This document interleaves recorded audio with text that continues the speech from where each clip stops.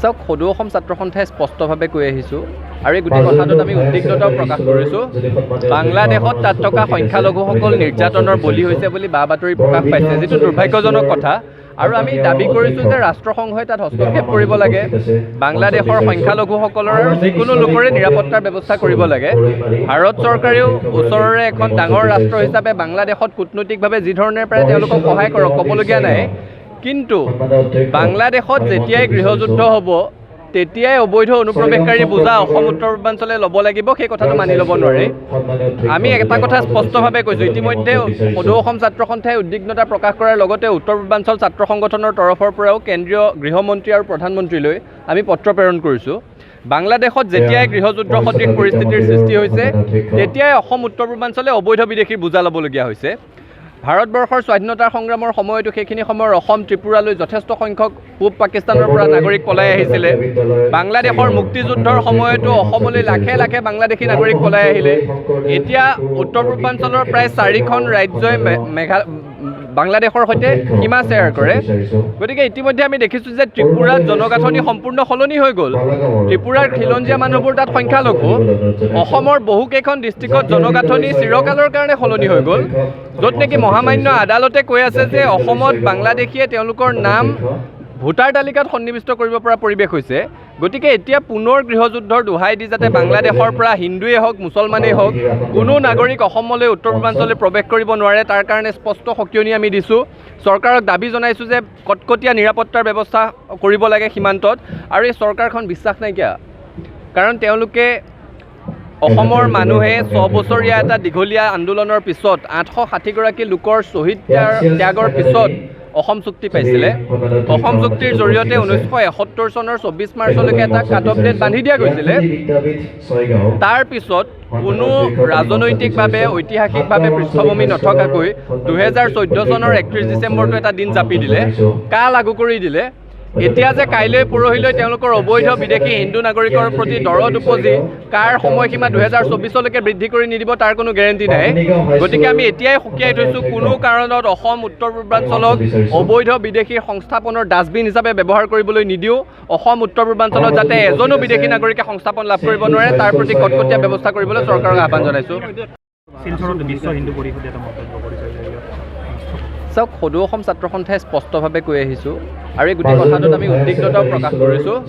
বাংলাদেশত তাত থকা সংখ্যালঘুসকল নিৰ্যাতনৰ বলি হৈছে বুলি বা বাতৰি প্ৰকাশ পাইছে, যিটো দুৰ্ভাগ্যজনক কথা। আৰু আমি দাবী কৰিছোঁ যে ৰাষ্ট্ৰসংঘই তাত হস্তক্ষেপ কৰিব লাগে, বাংলাদেশৰ সংখ্যালঘুসকলৰ আৰু যিকোনো লোকৰে নিৰাপত্তাৰ ব্যৱস্থা কৰিব লাগে।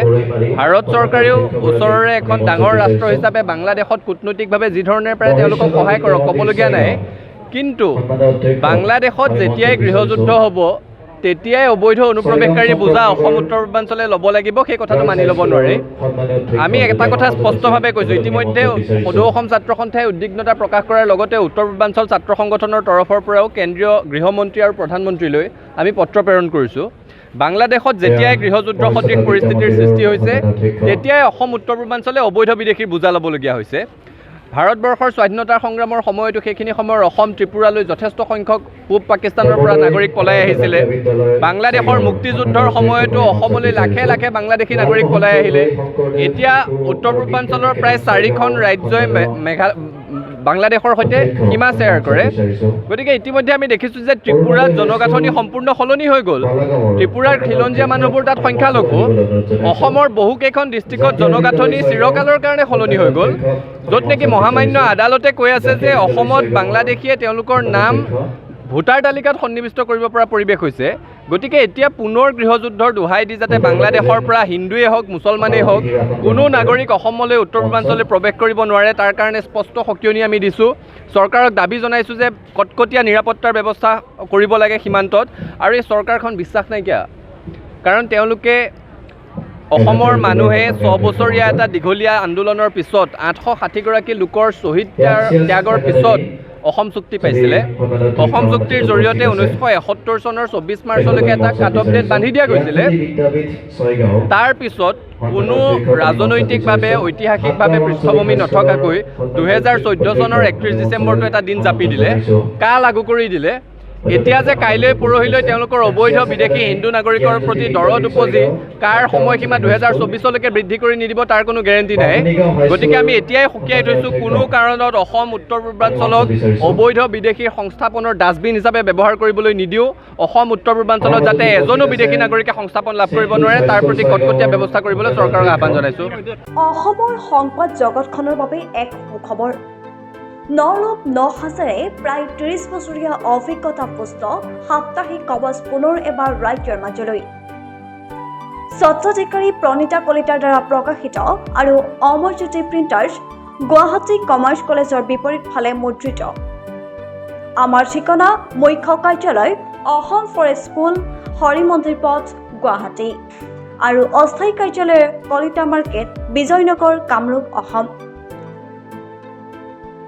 মোবাইল নং 9435114666 আৰু 7002472813। Mail ID prabhati.ahom@gmail.com।